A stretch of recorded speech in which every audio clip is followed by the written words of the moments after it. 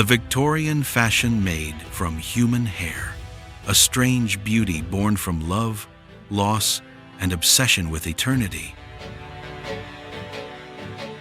In the dim glow of Victorian parlors, a strange beauty flourished.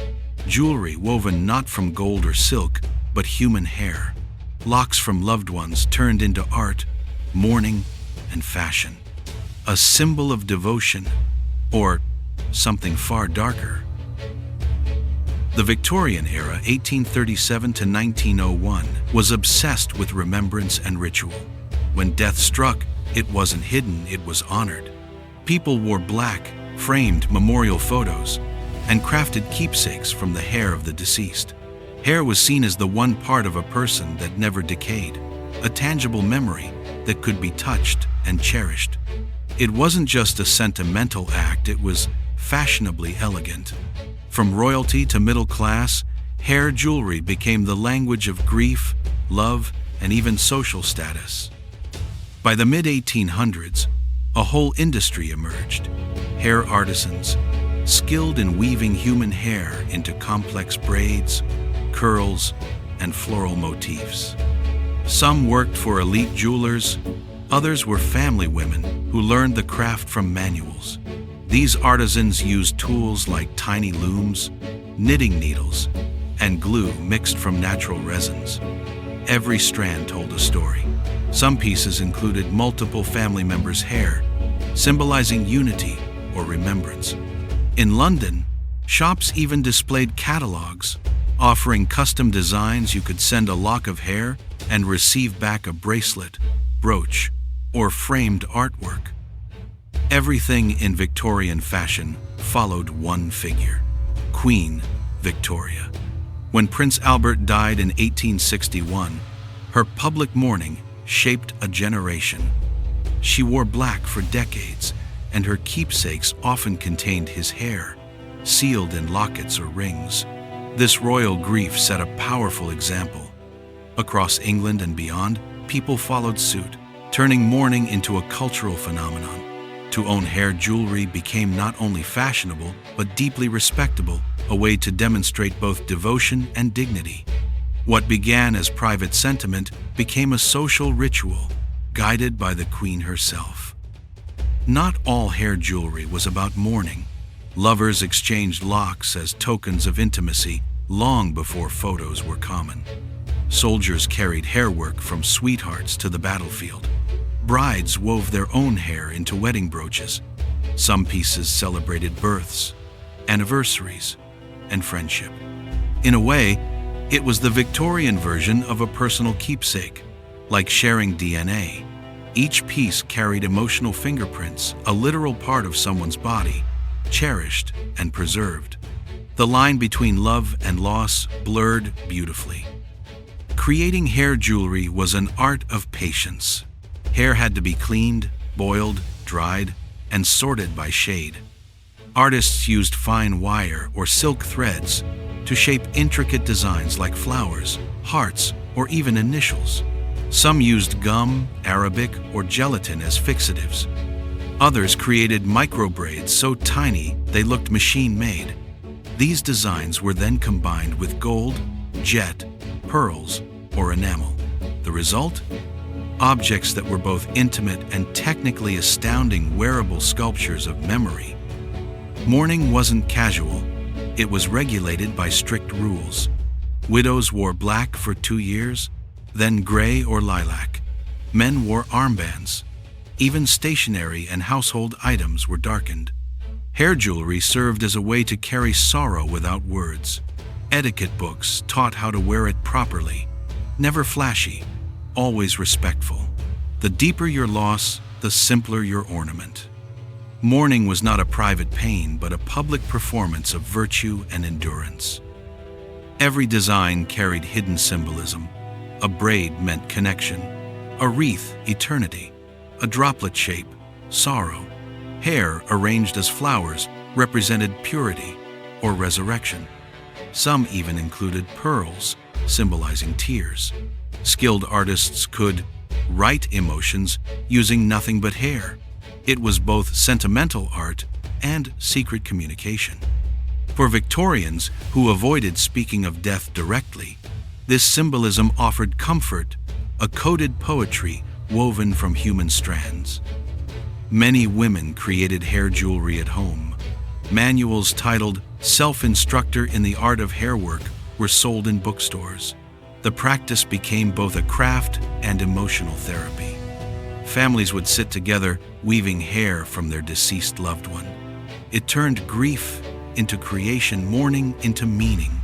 For some, this was the most personal form of art possible, a final collaboration with someone they'd lost. Though most famous in Britain, hair jewelry spread across Europe and America. In Sweden and Germany, workshops flourished. In the US, it became part of Civil War mourning traditions. Even frontier women practiced it. Museums in Boston and Gothenburg now display stunning examples proving how far-reaching this art became. It wasn't macabre. It was human connection made visible across oceans and grief alike. Some Victorians believed hair held spiritual energy, even a trace of the soul. That's why seances and spiritualists often kept locks as medium objects. Hair could bridge life and death.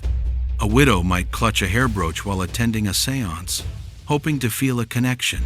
In this way, hair art wasn't just sentimental, it became mystical, part of the era's obsession with the afterlife. By the 1850s, hair jewelry was a booming business. Shops in London, Paris, and New York offered catalogs and mail orders. Some even mixed hair with synthetic strands for efficiency, an early version of mass production. Advertisements called it sentimental fashion, not morbid art. Still, the true artisans were distinguished by their delicate handcrafting. For middle-class families, it was both affordable luxury and emotional statement. With beauty came whispers of unease. Some rumored that hair jewelry makers stole hair from corpses in hospitals or morgues. Others feared the items carried bad luck or ghostly energy. Though most pieces were legitimate and family-supplied, this macabre reputation added to the mystery. Today, those tales feed the eerie charm surrounding Victorian artifacts, equal parts elegant and haunting. By the late 19th century, hair jewelry began to fade. Industrialization brought photography, and mourning customs changed. People no longer wanted physical relics, they wanted images. Synthetic materials replaced the handmade craft.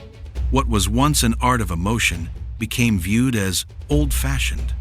Yet, for decades, families still kept these tokens in drawers and albums, silent witnesses to love that refused to vanish. Today, museums across the world, from the Victoria and Albert Museum to small-town exhibits, preserve these pieces as cultural heritage.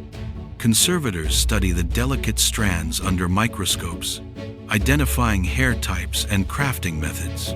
What once symbolized personal loss now tells stories of craft, memory, and meaning. Visitors are often amazed both by the beauty and by the humanity captured within every strand.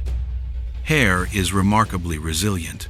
Composed of keratin, it resists decay for centuries. That's why so many Victorian pieces survive intact. Scientists have even analyzed samples to determine age, gender, and possible health of the original owners. Ironically, what Victorians saw as eternal remembrance, modern science now studies as biological history, DNA suspended in art. Beyond fashion or craft, hairwork represented the human need to remember. It was grief turned into creation, absence woven into art. Even today, looking at those pieces feels strangely intimate, like touching someone's memory. Victorians lived surrounded by mortality. They didn't hide from it. In every braided lock lies a quiet defiance of time itself. In recent years, artists and historians have revived interest in hair art. Some contemporary jewelers recreate Victorian techniques using synthetic or donated hair. Others explore it as commentary on identity, memory, and mortality. What was once taboo now returns as heritage art, strange, moving, and deeply human. To understand this tradition is to understand the Victorian worldview, where death, love, and beauty coexisted. They believed in honoring memory through tangible acts. Hair jewelry wasn't morbid, it was their language of compassion. In every curl lies proof that the Victorians, for all their formality, loved deeply and remembered fiercely. Today, we might find it strange, but to Victorians, human hair was love, made tangible. These artifacts remind us that remembrance can take many forms, each shaped by its time. So next time you see a simple lock of hair in a museum, pause and wonder, whose story still whispers within those strands?